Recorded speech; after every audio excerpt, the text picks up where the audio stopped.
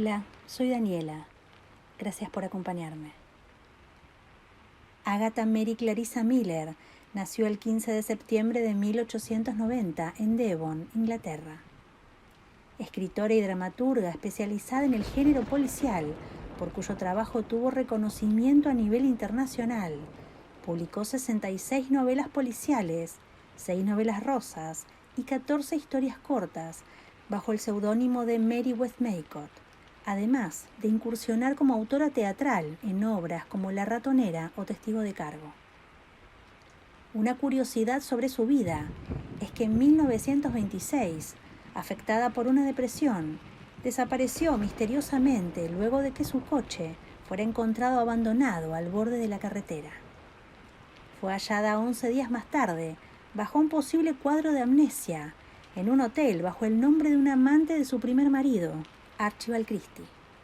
El libro Guinness de los Récords calificó a Christie como la novelista que más obras ha vendido de todos los tiempos, posicionándose sus trabajos como los terceros más vendidos en el mundo, solo por detrás de las obras de William Shakespeare y la Biblia.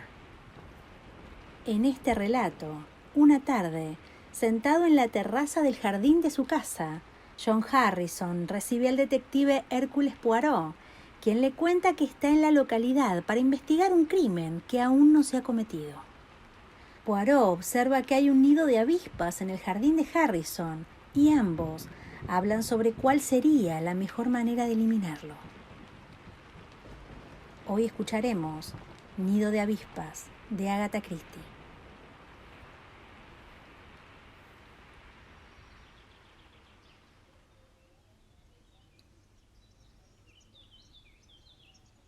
John Harrison salió de la casa y se quedó un momento en la terraza de cara al jardín.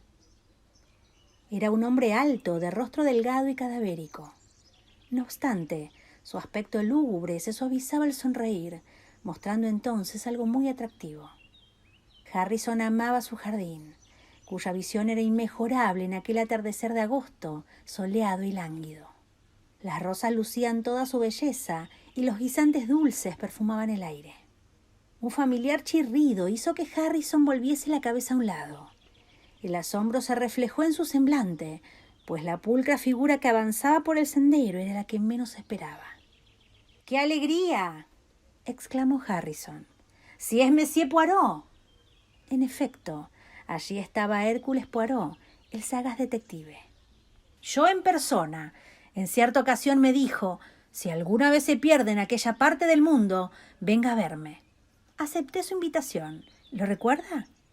Me siento encantado, aseguró Harrison sinceramente. Siéntese y beba algo. Su mano hospitalaria le señaló una mesa en el pórtico, donde había diversas botellas. Gracias, repuso Poirot, dejándose caer en un sillón de mimbre. ¿Por casualidad no tiene jarabe?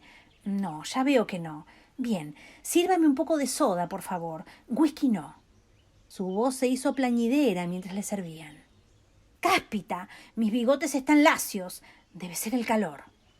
¿Qué le trae a este tranquilo lugar?, preguntó Harrison mientras se acomodaba en otro sillón. ¿Es un viaje de placer? No, mon ami, negocios. ¿Negocios? ¿En este apartado rincón? Poirot asintió gravemente. Sí, amigo mío, no todos los delitos tienen por marco las grandes aglomeraciones urbanas. Harrison se rió. Imagino que fui algo simple. ¿Qué clase de delito investiga usted por aquí? Bueno, si puedo preguntar. Claro que sí. No solo me gusta, sino que también le agradezco sus preguntas. Los ojos de Harrison reflejaban curiosidad. La actitud de su visitante denotaba que le traía allí un asunto de importancia. Dice que se trata de un delito grave. Uno de los más graves delitos. ¿Acaso un asesinato?, completó Poirot. Tanto énfasis puso en la palabra que Harrison se sintió sobrecogido. Y por si esto fuera poco, las pupilas del detective permanecían tan fijamente clavadas en él que el aturdimiento lo invadió. Al fin pudo articular. No sé que haya ocurrido ningún asesinato aquí. No, dijo Poirot. No es posible que lo sepa. ¿Quién es? De momento, nadie. ¿Qué? Ya le he dicho que no es posible que lo sepa. Investigo un crimen aún no ejecutado. Veamos, eso suena a tontería. En absoluto. Investigar un asesinato antes de consumarse es mucho mejor que después. Incluso, con un poco de imaginación, podría evitarse. Harrison lo miró incrédulo. ¿Habla usted en serio, Monsieur Poirot? Sí, hablo en serio. ¿Cree de verdad que va a cometerse un crimen? Eso es absurdo. Hércules Poirot, sin hacer caso de la observación, dijo: a menos que usted y yo podamos evitarlo. Sí, mon ami. ¿Usted y yo? Usted y yo. Necesitaré su cooperación. ¿Esa es la razón de su visita? Los ojos de Poirot le transmitieron inquietud. Vine, Monsieur Harrison, porque me agrada usted. Y con voz más despreocupada, añadió: veo que hay un nido de avispas en su jardín. ¿Por qué no lo destruye? El cambio de tema hizo que Harrison frunciera el ceño. Siguió la mirada de Poirot y dijo: pensaba hacerlo. Mejor dicho, lo hará el joven Langton. ¿Recuerda a Claude Langton? Asistió a la cena en que nos conocimos usted y yo. Viene esta noche expresamente a destruir el nido. «Ah», exclamó Poirot. «¿Y cómo piensa hacerlo?» «Con petróleo rociado con un inyector de jardín. Traerá el suyo, que es más adecuado que el mío». «Hay otro sistema, ¿no?», preguntó Poirot. «Por ejemplo, cianuro de potasio». Harrison alzó la vista sorprendido. «Es peligroso. Se corre el riesgo de su fijación en las plantas». Poirot asintió. «Sí, es un veneno mortal». Guardó silencio un minuto y repitió: «Un veneno mortal». «Útil para desembarazarse de la suegra, ¿verdad?», se rió Harrison. Hércules Poirot permaneció serio. «¿Está completamente seguro, Monsieur Harrison, de que Langton destruirá el avispero con petróleo?» «Segurísimo». «¿Por qué?» «Simple curiosidad. Estuve en la farmacia de Bachester esta tarde y mi compra exigió que firmasen el libro de venenos. La última venta era cianuro de potasio, adquirido por Claude Langton». Harrison enarcó las cejas. «¡Qué raro! Langton se opuso el otro día que empleásemos esa sustancia. Según su parecer, no debería venderse para este fin». Poirot miró por encima de las rosas. Su voz fue muy queda al preguntar: «¿Le gusta Langton?». La pregunta cogió por sorpresa a Harrison, que acusó su efecto. «¿Qué quiere que le diga? Pues sí, me gusta. ¿Por qué no ha de gustarme?». «Mera divagación», repuso Poirot. «¿Y usted es de su gusto?». Ante el silencio de su anfitrión, repitió la pregunta. «¿Puede decirme si usted es de su gusto?». «¿Qué se propone, Monsieur Poirot? No termino de comprender su pensamiento». «Le seré franco. Tiene usted relaciones y piensa casarse, Monsieur Harrison. Conozco a la señorita Molly Dean. Es una joven encantadora y muy bonita. Antes estuvo prometida a Claude Langton, a quien dejó por usted». Harrison asintió con la cabeza. «Yo no pregunto cuáles fueron las razones. Quizá estén bien justificadas, pero ¿no le parece justificada también cualquier duda en cuanto a que Langton haya olvidado o perdonado?». «Se equivoca, Monsieur Poirot. Le aseguro que está equivocado. Langton es un deportista y ha reaccionado como un caballero. Ha sido sorprendentemente honrado conmigo y no con mucho no ha dejado de mostrarme aprecio». «¿Y no le parece eso poco normal? Utiliza usted la palabra sorprendente y, sin embargo, no demuestra hallarse sorprendido». «No lo comprendo, Monsieur Poirot». La voz del detective acusó un nuevo matiz al responder. «Quiero decir que un hombre puede ocultar su odio hasta que llegue el momento adecuado». «¿Odio?». Harrison sacudió la cabeza y se rió. «Los ingleses son muy estúpidos», dijo Poirot. «Se consideran capaces de engañar a cualquiera y que nadie es capaz de engañarlos a ellos. El deportista, el caballero, es un Quijote del que nadie piensa mal. Pero a veces ese mismo deportista, cuyo valor le lleva al sacrificio, piensa lo mismo de sus semejantes y se equivoca». «¿Me está usted advirtiendo en contra de Claude Langton?», exclamó Harrison.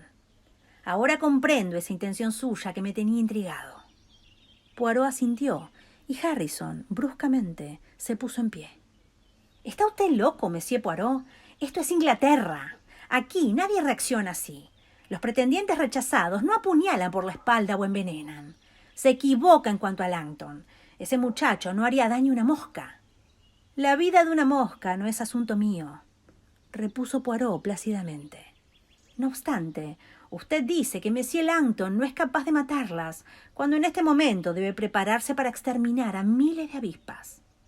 Harrison no replicó, y el detective, puesto en pie a su vez, colocó una mano sobre el hombro de su amigo y lo zarandeó como si quisiera despertarlo de un mal sueño. «Espabilese, amigo, espabilese. Mire aquel hueco en el tronco del árbol. Las avispas regresan confiadas a su nido después de haber volado todo el día en busca de su alimento.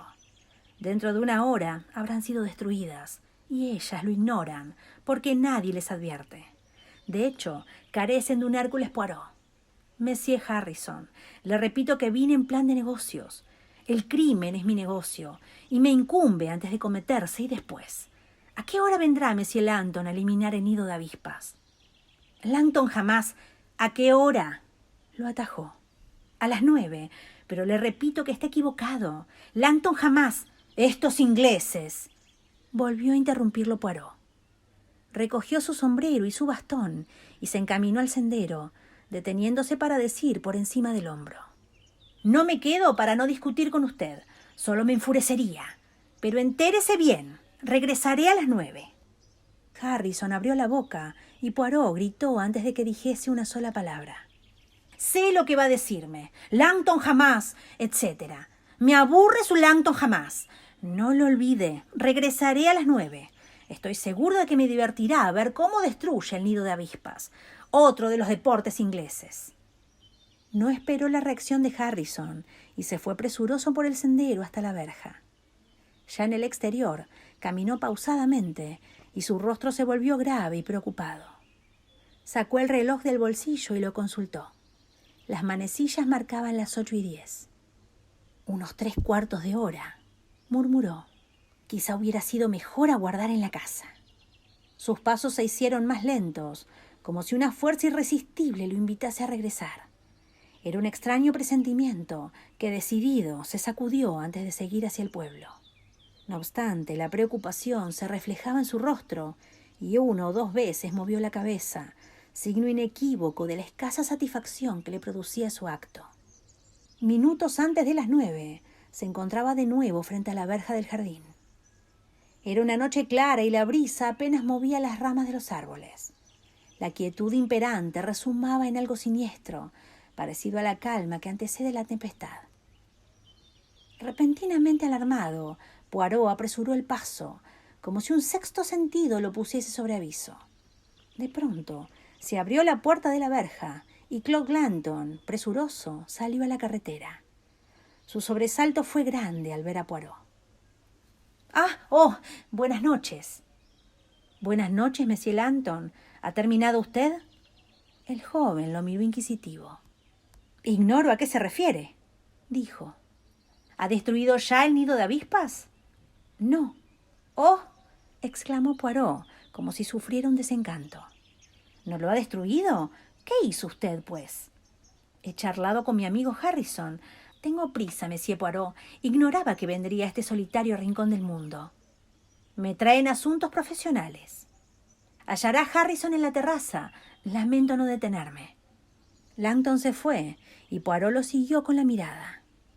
Era un joven nervioso, de labios finos y bien parecido. «Dice que encontraré a Harrison en la terraza», murmuró Poirot.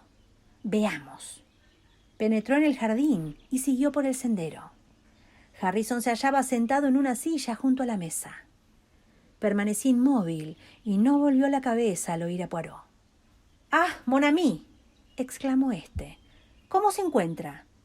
Después de una larga pausa, Harrison, con voz extrañamente fría, inquirió: «¿Qué ha dicho?». «Le he preguntado cómo se encuentra». «Bien, sí, estoy bien. ¿Por qué no?». «¿No siente ningún malestar?». «Eso es bueno».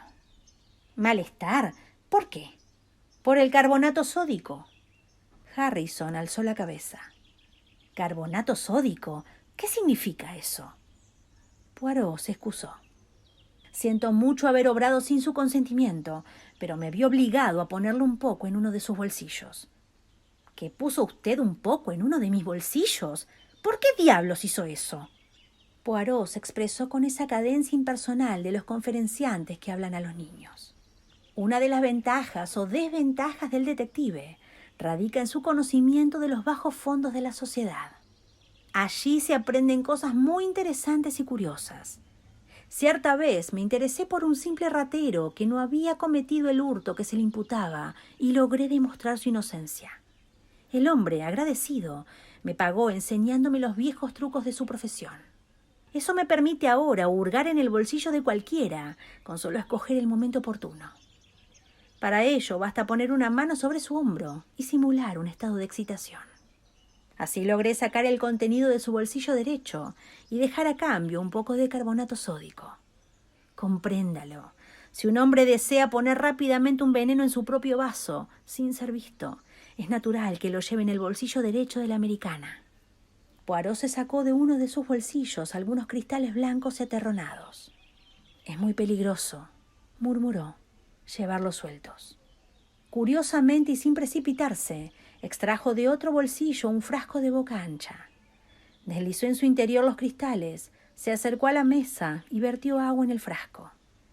Una vez tapado, lo agitó hasta disolver los cristales. Harrison los miraba fascinado. Poirot se encaminó al avispero, destapó el frasco y roció con la solución el nido.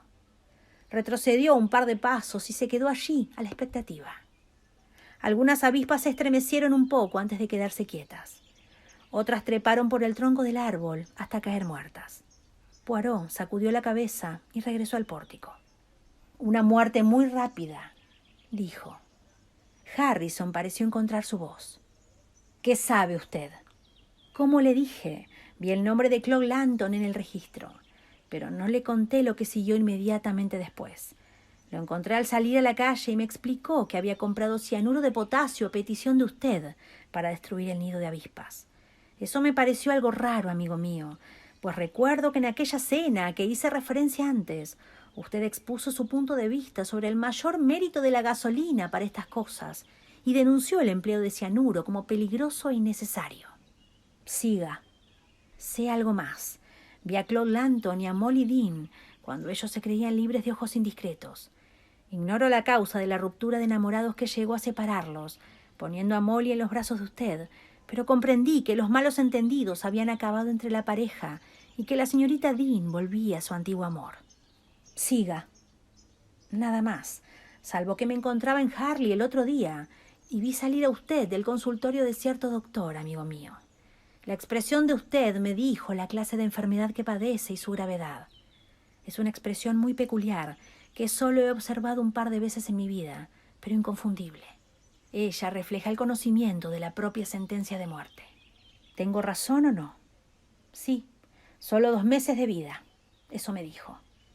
Usted no me vio, amigo mío, pues tenía otras cosas en que pensar, pero advertí algo más en su rostro. Advertí esa cosa que los hombres tratan de ocultar y de la cual le hablé antes. Odio, amigo mío.